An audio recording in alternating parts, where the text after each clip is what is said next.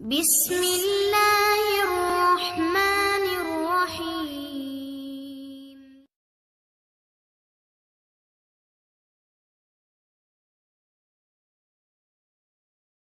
جی وہ کشش بہت زیادہ نروس ہوئی۔ ماما آپ کو بابا بلا رہے ہیں، کرن نے آتے ہی کہا، اور عالیہ بیگم گہری سوچ کے ساتھ کشش کے پاس سے اٹھ گئی۔ میں نے دودھ کا کہا ہے سلمیٰ کو، وہ لاتی ہے تو پی کے سونا، اور ہاں ماما کی باتوں پہ دھیان مت دو، سمجھی؟ کرن نے بہت پیار سے کہا، اور وہ مسکراتے اس بات میں سر ہلاتی بیک گراؤنڈ کے ساتھ ٹیک لگا کے آنکھیں موند گئی۔ کرن کے جانے کے بعد دھیرے سے دروازہ کھلا۔ کشش کچی نیند کی وادیوں میں کھو رہی تھی۔ کوئی دھیمے قدموں سے اندر آیا، وہی مخصوص پرفیوم کی خوشبو جسے کشش کو عشق تھا۔ اسے ایسا محسوس ہو رہا تھا کہ کوئی اس کے بالوں میں انگلیاں چلا رہا ہے۔ بہت دھیرے دھیرے اسے سکون سا محسوس ہوا۔ وہ آنکھیں کھول کے دیکھنا چاہتی تھی لیکن آنکھیں کھول نہیں پا رہی تھی۔ اسی لمحے اسے ماتھے پہ ہونٹوں کا نرم لمس محسوس ہوا۔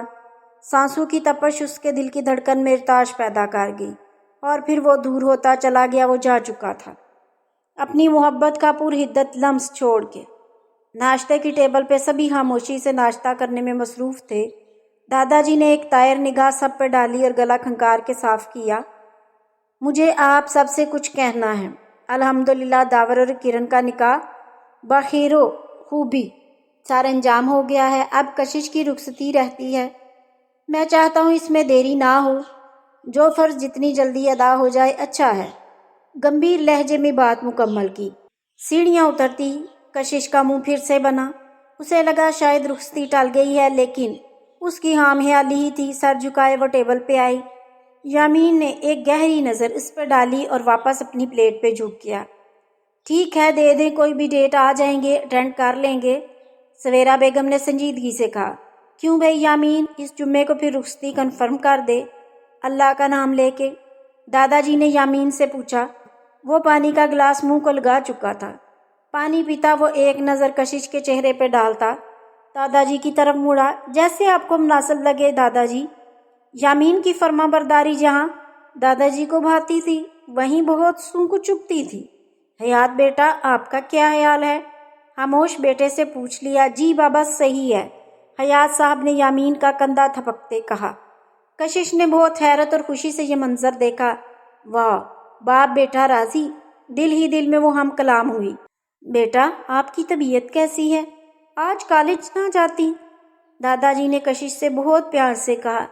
جی وہ پہلے بھی اتنی چھٹیاں ہو گئی ہیں، اب اور نہیں کر سکتی نا۔ بہت معصوم انداز تھا۔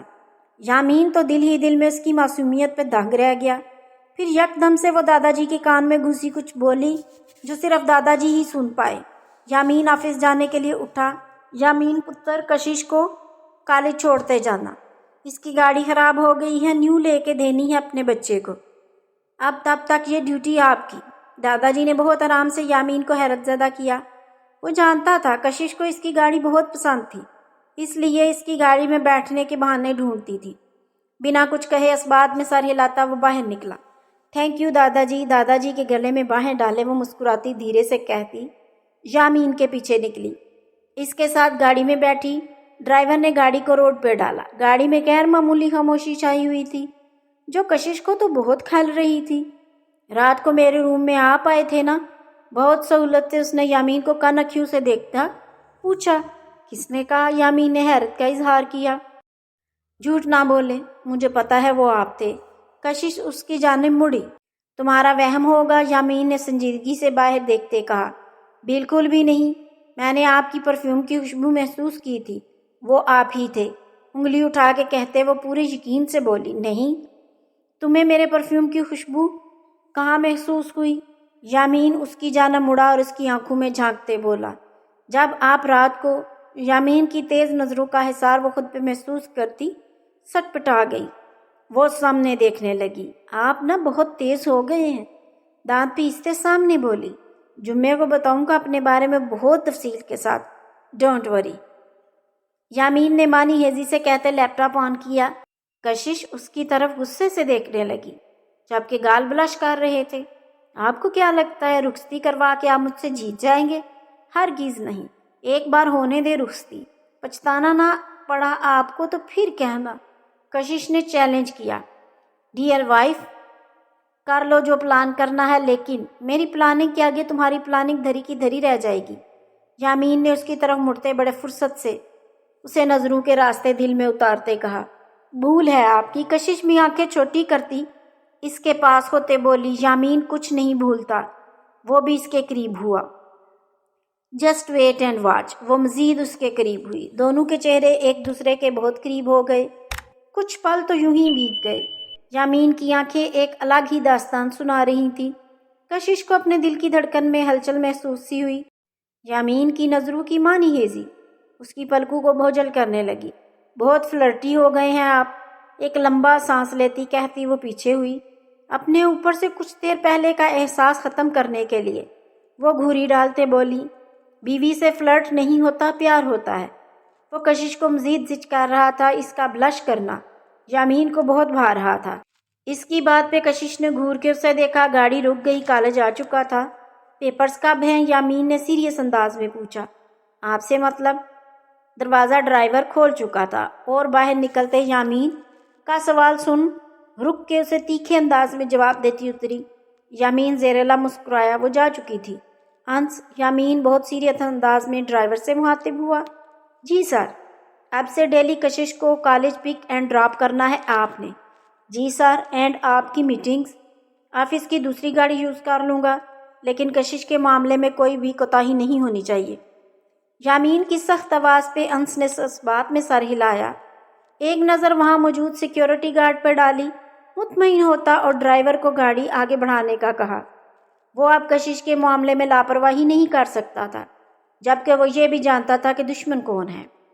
صبح نماز فجر کے بعد جمیلہ بیگم نے اس پہ بم پھوڑا، جس کے لیے وہ تیار نہ تھی، لیکن ان کے آگے وہ کچھ نہ بولی اور ان کی ہاں میں ہاں ملائی۔ پھر اتنا زیادہ سٹریس لیا کہ نیند کی ٹیبلٹ لے کے سو گئی، اور اب مسلسل بجتے فون نے اس کا معاف دماغ جگا دیا۔ ہیلو، بنا دیکھے ہی کال ریسیو کی۔ انائشہ، تم ابھی تک سو رہی ہو؟ مقابل کی آواز میں حیرت نمایاں تھی۔ انائشہ کی آنکھیں ابھی بھی نہیں کھل رہی تھی۔ کون؟ انائشہ، حاذق نے حیرت سے موبائل کو گھورا۔ یہ کون سا وقت ہے سونے کا؟ اب کی بار لہجے میں غصہ نمایاں تھا۔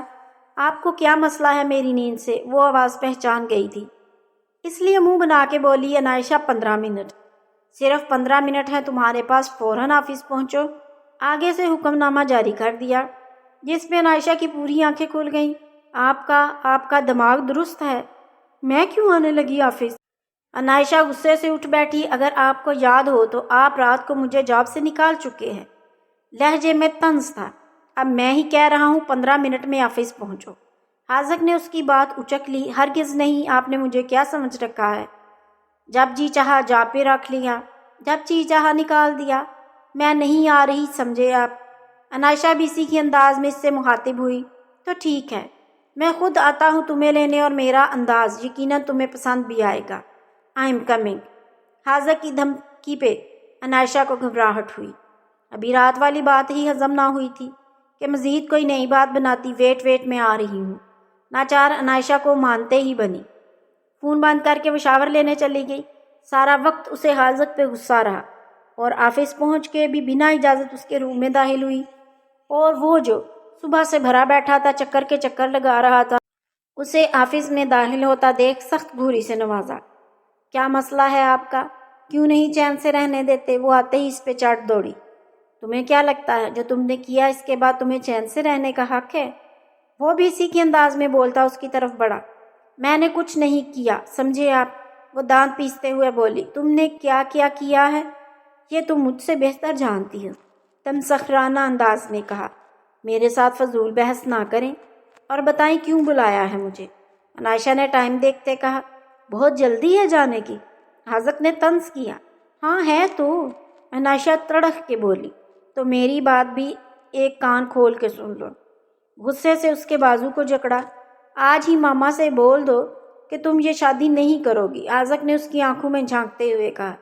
ایک پل کو انائشہ بس اسے دیکھے گئی، لیکن اگلے ہی لمحے اس نے خود کو اس کے حصار سے باہر نکال لیا۔ میں کیا کرتی کیا نہیں، اس سے آپ کو کوئی مطلب نہیں ہونا چاہیے۔ نہ انائشہ فردوس، نہ، جو تم نے کیا اس کے لیے تمہیں کیا لگتا ہے؟ بہت آسانی سے تمہیں جانے دوں گا۔ حاذق کا ارادہ ٹھیک نہ لگا۔ عنائشہ کے پاس اس کے کسی سوال کا اب کوئی جواب نہیں تھا، اس لیے دانت پیستی خاموش رہی۔ تم وہی کرو گی جو میں تمہیں کرنے کے لیے کہوں گا۔ تم عادل سے رشتے سے انکار کرو گی۔ Do you understand? حاذق بے انتہا غصے میں تھا کہ عنائشہ بھی سہم گئی۔ میں ماما کو انکار نہیں کر سکتی۔ لہجہ رند گیا لیکن مضبوط تھا۔ کرنا پڑے گا، ورنہ میں وہ کروں گا جو تم سوچ بھی نہیں سکتی۔ حاذق نے غصے سے گراتے ہوئے کہا۔ عنائشہ نے زور لگا کے اپنی بازو چھڑائی۔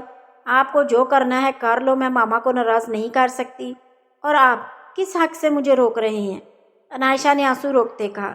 شادی تو وہ بھی نہیں کرنا چاہتی تھی، دل سے چاہتی تھی اس شخص کو، لیکن محبت بھی تو امتحان لیتی ہے، وہ بھی دے رہی تھی۔ حق تو محترمہ کو حق چاہیے۔ حاذق نے طنزیہ مسکراہٹ سے اسے دیکھا۔ تو ٹھیک ہے، اب تمہارے سارے جملہ حقوق اپنے نام کروا کے ہی تم سے بات کروں گا۔ حاذق نے اسے چیلنج کرتے کہا۔ اس کی بات پہ عنائشہ کے دل کا پرندہ پھڑک اٹھا۔ مزید وہاں کھڑا رہنا اس کے لیے محال ہو گیا۔ پلٹی اور آفس سے باہر نکلتی چلی گئی۔ کھلی فضا میں سانس لیتی وہ اپنا سانس بحال کرنے لگی۔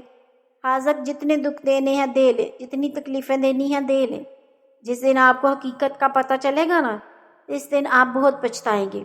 آنسو پونچھتی وہ ہم کلامی میں بولی اور وہاں سے کیب کروا کے گھر جانے کا ارادہ کیا۔ گاڑی جیسے ہی سگنل پہ رکی، باہر دیکھتے اس کی نظر گاڑی میں اسی عورت کی طرف گئی جو حاذق کی ماں بن کے اس کے پاس آئی تھی۔ یہ یہاں سگنل کو بھائی، یہ جو وائٹ کلر کی کار ہے اس کے پیچھے لے لو، عنائشہ نے ڈرائیور سے کہا۔ آج تو وہ اس عورت سے مل کے ساری سچائی جاننا چاہتی تھی کہ اس نے کیوں اس سے جھوٹ بولا۔ گاڑی کا مسلسل پیچھا کرتے وہ ایک بہت بڑی بلڈنگ میں داخل ہوئی۔ عنائشہ نے کیب باہر ہی رکوا کے پیمنٹ کی اور اندر کی جانب بڑھی۔ وہ وائٹ گاڑی وہیں کھڑی تھی لیکن وہ عورت وہاں نہیں تھی۔ عنائشہ نے گاڑی کا نمبر نوٹ کیا اور بلڈنگ کی حد کے اندر داخل ہوئی۔ آپ ابھی 2 دن ہی ہوئے ہیں آئے ہیں، پھر سے جا رہے ہیں، عالیہ بیگم نے افسردہ اور ناراض ہوتے کہا۔ مجبوری ہے، جانا پڑے گا، نہ گیا تو پرچہ کٹ جائے گا۔ عزیز صاحب پریشان حال بولے۔ آخر آپ کو کیوں پکڑ رہی ہے پولیس؟ کیا کیا ہے آپ نے؟ میں نے بس اپنے باپ کی بات نہیں مانی۔ وہ بوجھل دل سے وہیں بیٹھ گئے۔ منع کیا تھا انہوں نے غفار کے ساتھ بزنس نہ کرو، لیکن میں باز نہ آیا۔ پورے 3 کروڑ کا غبن کا کیس ہے اس نے مجھ پہ کیا ہے۔ وہ انتہائی پریشانی سے بولے۔ 3 کروڑ؟ عالیہ بیگم سوچتی رہ گئی۔ اب خود بتاؤ کیا کروں، کچھ سمجھ نہیں آ رہا۔ آپ حیات بھائی سے بات کریں، ہو سکتا ہے وہ آپ کی مدد کریں۔ عالیہ بیگم بھی پریشان ہو گئی۔ وہ کیا مدد کریں گے؟ اس وقت ان کی اپنی کمپنی ڈوب رہی ہے، مارکیٹ سے اتنا قرضہ لے چکے ہیں کہ اب واپس کرنے کے لیے ان کے پاس پھوٹی کوڑی نہیں۔ عزیز صاحب نا امید سے ہو گئے۔ آپ یامین سے بات کریں، اس کے پاس تو بہت پیسے ہیں۔ وہ مدد؟ وہ کیوں کرنے لگا ہماری مدد؟ کل کو جب وہ بالکل زیرو تھا تب کسی نے اس کی مدد نہیں کی، اور آج ہم اس سے کس منہ سے مدد مانگیں؟ گہرا سانس خارج کرتے کہا۔ آپ داور کی بجائے یامین سے کرن کی شادی؟ عالیہ تمہارا دماغ ٹھکانے پہ ہے؟ عزیز صاحب کو بے تحاشا غصہ آیا۔ عالیہ بیگم کا سر جھک گیا۔ آج تو آپ نے ایسا کہہ دیا، آگے کبھی مت بولیے گا۔ یامین کی اپنی جگہ، لیکن میرے لیے داور سب سے بڑھ کے ہے اور میری بیٹی کی پسند ہے۔ آخری بات پہ عالیہ بیگم نے حیرت سے دیکھا۔ ایسے نہ دیکھے، اگر گھر نہیں ہوتا اس کا مطلب یہ نہیں کہ کچھ بھی نہیں جانتا، اپنی اولاد سے بے خبر ہوں۔ بیگ تیار کرتے انہوں نے سرسری انداز اپنایا۔ اب آپ کیا کریں گے؟ وہ پریشان ہوتی ان کے قریب آئیں۔ اللہ مالک ہے، آپ دعا کرنا، اللہ حافظ۔ باہر نکلتے وہ کہتے جا چکے تھے، اور عالیہ بیگم ان کے لیے دعا گو ہوئی۔ شادی کے بعد جب بھی آپ کے شوہر کام پہ جائیں، ہمیشہ اپنی دعاؤں میں رخصت کریں۔ بیوی کی دعا بہت اہمیت رکھتی ہے، اور شوہر کے حق میں کی گئی دعا اللہ ضرور سنتا ہے۔